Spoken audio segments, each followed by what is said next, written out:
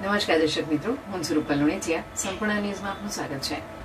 થરાદ દૂધ શીત કેન્દ્ર પાસે કેનાલની બાજુમાં યોજાનાર આગામી મેળાના આયોજનને લઈને થરાદના વિદ્વાન વકીલ નરેશભાઈ રાજપુરોહિત દ્વારા થરાદ એસડીએમને લેખિત રજૂઆત કરવામાં આવી છે, જેમાં મેળા દરમિયાન લોકોની સુરક્ષા અને સરકારી ધારાધોરણનું સંપૂર્ણ પાલન થાય તે સુનિશ્ચિત કર્યા બાદ જ પરવાનગી આપવા માંગ કરાઈ છે.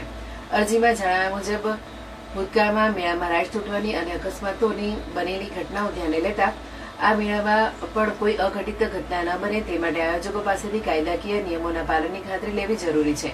મેળામાં રાખવામાં આવતી તમામ રાઇડ્સનું ફિટનેસ સર્ટિફિકેટ, રાઇડ્સનો વીમો તેમજ મોતના કુવા જેવા જોખમી ખેલમાં વપરાતા વાહનોના વીમા પોલિસી, પીયુસી, આરસી બુક વગેરેની સઘન ચકાસણી થવી જોઈએ.